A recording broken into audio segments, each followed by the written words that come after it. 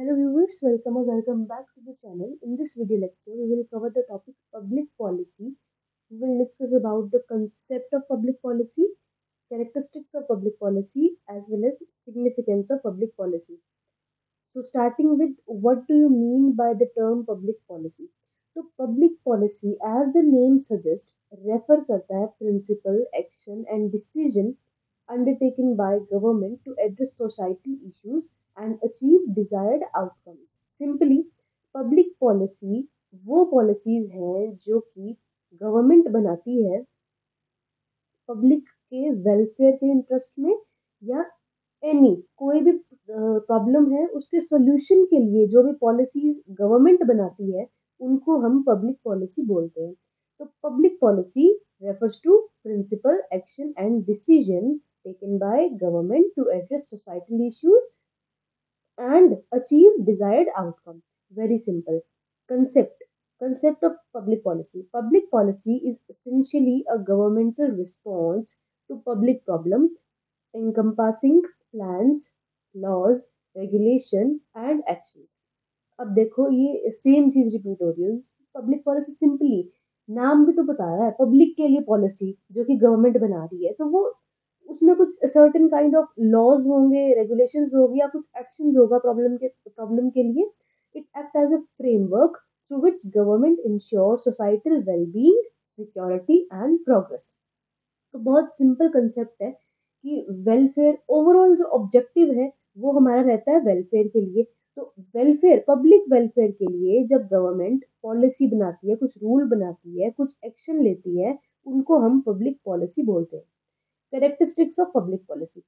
Characteristics का मतलब क्या होता है कि कुछ की फीचर्स समझ लो कि क्या बात अलग होती है या क्या किस तरीके से पब्लिक पॉलिसी बनी है क्या क्या चीजें उसमें होगी।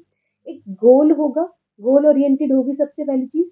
Public policies are design to achieve specific objective as economic growth social justice environmental protection. अब कोई पॉलिसी ऐसे ही नहीं बना देते कि ये बना दी, उसके पीछे कुछ ना कुछ गोल एक होता है कि ये गोल है इससे रिलेटेड इस प्रॉब्लम एक देखो सॉल्यूशन अगर आप ढूंढने चले हो तो आपके पास में प्रॉब्लम होनी चाहिए, ठीक है। तो प्रॉब्लम यानी कि एक गोल आपके पास में एक गोल है जिसका आप सॉल्यूशन निकाल रहे हो। सो सिमिलरली आपके पास में एक गोल है जिसको देखते हुए आप पॉलिसी क्रिएट कर रहे हो। तो ये सिमिलरली यही बात है कि गोल ओरिएंटेड होती है पब्लिक पॉलिसी के जो मेकिंग होता है वो गोल ओरिएंटेड होता है। Governmental Government-driven public policies are formulated and implemented by authoritative institutions like executive and judiciary। तो पब्लिक पॉलिसी जो है वो गवर्नमेंट ड्रिवन होती है, मतलब सरकारी गवर्नमेंट की ड्यूटी है पब्लिक पॉलिसी को फॉर्म करना उसको और इम्प्लीमेंट करना।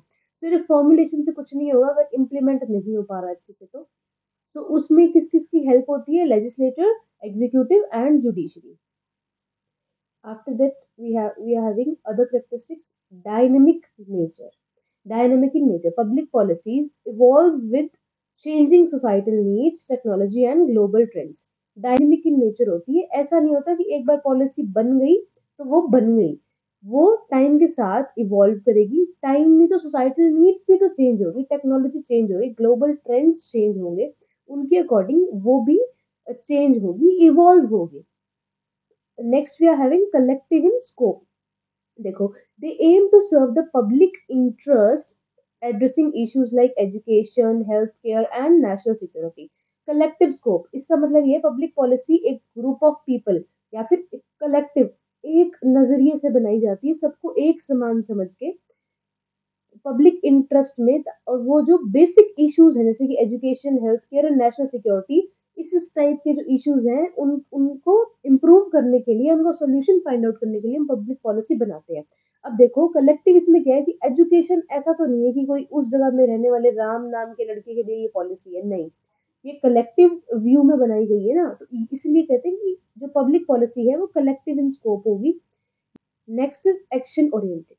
Public policies focus on practical measures including programs, initiative and regulations। अब आपने कोई प्रॉब्लम जो थी उसका आपने सॉल्यूशन ढूंढ लिया है पर उसको आप इम्प्लीमेंट नहीं करोगे तो वो क्या फायदा हुआ सॉल्यूशन ढूंढने का, ठीक है। तो एक एक्शन ओरिएंटेड होती है कि करना है, राइट, कि कुछ कुछ किया जाएगा, कुछ इनिशिएटिव लिए जाएंगे, कोई प्रोग्राम चलाए जाएंगे, कुछ रेगुलेशंस बनाई जाएंगी, तो दिस इज, इसे बोलते हैं action oriented. Next is interdisciplinary. It integrate various fields like economics, sociology, political science and law.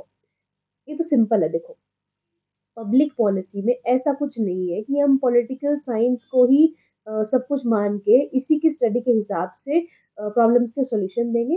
कई बार क्या होता है, प्रॉब्लम इकोनॉमिक सेंस की है, ठीक है, तो इकोनॉमिक सेंस की प्रॉब्लम में हम इकोनॉमिक्स की स्टडी को इंक्लूड करते हैं, सोशियोलॉजी। फॉर एग्जांपल अगर सामाजिक कोई इशू है, फॉर एग्जांपल जैसे कि बाल विवाह का जो था, तो उसके ऊपर भी कुछ पॉलिसी बनाई गई, राइट, कि ये एज होनी चाहिए, ऐसा कुछ रूल्स बनाए गए, कुछ रेगुलेशंस बनाए गए, तो ये एक सोशियोलॉजी फील्ड का है। इकोनॉमिक्स की बात करें तो टैक्सेशन वगैरह, ये सब पॉइंट, ये जो चीजें, ये भी तो एक तरीके से प्रॉब्लम, इनके भी तो कुछ फैक्टर्स हो सकते हैं जो कि नॉर्मल पीपल को प्रॉब्लम लगे, तो उनके सोल्यूशन फाइंड आउट करने के लिए इकोनॉमिक्स फील्ड की बात की जाएगी। उसी तरह से पॉलिटिकल साइंस एंड लॉज। तो मतलब क्या है कि जो पब्लिक पॉलिसी है वो एक तरीके से इंटरडिसिप्लिनरी फील्ड पे वर्क करता है, काफी सारे फील्ड्स को इंटीग्रेट करके वो एक सोल्यूशन निकालता है। सो पब्लिक, ये बेसिकली ये 6 हमारे कैरेक्टरिस्टिक्स हैं। Dynamic, goal oriented, government driven, dynamic in nature, collective in scope, action oriented and interdisciplinary. Significance of public policy, public policy में ऐसा क्या है, क्यों वो इम्पॉर्टेंट है, कि ऐसा उसमें क्या चीज़ है जो हमारी प्रॉब्लम को सॉल्यूशन भी मिल रहा है हमें और वो ज़रूरी भी है। तो ऐसा क्या है significance? First, problem solving mechanism. Public policy provide structured solution to critical societal challenges like poverty, unemployment और क्लाइमेट चेंज। कि बेसिकली पब्लिक पॉलिसीज जो हैं वो प्रॉब्लम सॉल्विंग के लिए बनाई गई है, तो उसमें प्रॉब्लम सॉल्विंग मैकेनिज्म है, एक स्ट्रक्चर्ड सोल्यूशन वो हमें प्रोवाइड करती है सोसाइटी के क्रिटिकल जो प्रॉब्लम है उनके लिए। Second is resource allocation. Policies guides the distribution of limited resources to areas of maximum public benefit. Public interest में सब कुछ करना है, तो रिसोर्स एलोकेशन सही जगह होना ये एक मेजर इशू है, या कह सकते हो कि एक ऐसी चीज़ है जो बहुत इम्पॉर्टेंट है। लाइक पॉलिसी जो है वो गाइड करती है कि किस तरीके से रिसोर्सेज को डिस्ट्रीब्यूट करना है और किस किस एरिया में करना है जहाँ पे पब्लिक को मैक्सिमम बेनिफिट मिल सके। Next is maintaining order. Through legal framework public policies ensure societal order, justice and rule of law. Simply कि जो पॉलिसीज हैं वो एक लीगल फ्रेमवर्क के थ्रू इंश्योर करते हैं societal order, justice and rule of law. Next is promoting equity. Public policy aims to reduce disparities in society by focusing on marginalized group and ensuring equal opportunity. Public policy देखो सबके लिए बनाई जाती है, हमने ऊपर देखो रीड किया था कि ये एक कलेक्टिव इन स्कोप होती है, सबके लिए होती है। तो उसी से रिलेटेड आगे है कि सबके लिए तो है, बट एक चीज़ इंश्योर करनी है कि जिसको रिक्वायरमेंट ज़्यादा है उनके मतलब उनको देख के बनाई जाए, उन पर फोकस किया जाए। फॉर एग्जाम्पल इक्वली एक पब्लिक पॉलिसी फॉर्म हुई, वो हर लोगों के लिए इक्वल है। एक कम्युनिटी या एक पर्टिकुलर पर्सन को देख लेते हैं जो कि ऑलरेडी एक हायर टियर पे है, और सेकंड वन जो है वो थोड़ा पुअर है, या कह सकते हो थोड़ा पीछे है, जिसको ज़रूरत है ज़्यादा। ठीक है, तो प्रमोटिंग इक्विटी का मतलब क्या है कि ये पब्लिक पॉलिसी इस तरीके से बनाई जाएगी कि जो रिच है वो और रिच ना हो जाए और जो पुअर है वो और पुअर ना हो जाए। इन दोनों का जो लेवल है उनको इक्वलाइज करना, उसमें इक्वालिटी दिखाना, इस चीज़ को देखते हुए पब्लिक पॉलिसी बनाई जाती है, कोई भी पॉलिसी बनाई जाती है।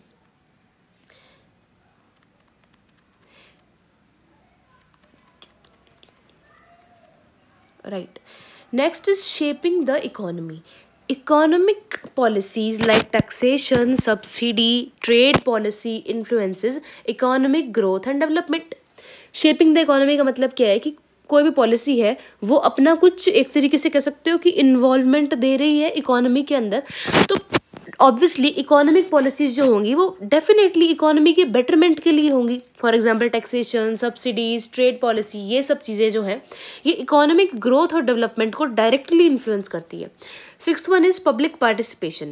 Well-crafted policies often engage citizen for fostering transparency, accountability and trust in governance. Public participation होना बहुत इम्पॉर्टेंट है, जो कि फ्रॉस्टर करता है ट्रांसपेरेंसी को, अकाउंटेबिलिटी को, और गवर्नमेंट में एक ट्रस्ट भी ग्रो करता है. The seventh one is global impact. National policy often have international implications influencing diplomacy, trade and global collaboration.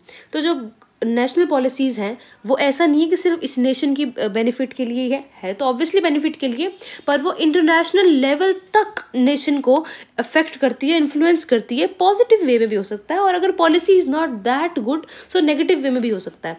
जैसे कि कोई भी नेशनल पॉलिसी है, जो ट्रेड पॉलिसी हमारी है, वो डिप्लोमेसी को इन्फ्लुएंस करेगी, डेफिनेटली करेगी, और ग्लोबल कोलैबोरेशन को तो डायरेक्टली करेगी. सो ये है हमारे कुछ significance of public policy. Public policy क्यों इम्पॉर्टेंट है? क्योंकि वो प्रॉब्लम सॉल्विंग मैकेनिज्म रखती है, रिसोर्स एलोकेशन करवाती है, मेंटेनिंग ऑर्डर में उसका हेल्प होता है काफ़ी ज़्यादा, इक्विटी को प्रमोट करती है, इकोनॉमी को शेप करती है, पब्लिक पार्टिसिपेशन को एक पुश देती है, और उसके ग्लोबल इम्पैक्ट्स भी हैं. So this was it with this video. I hope you liked it. If there is any doubt kindly let me know in comment section. Thank you so much.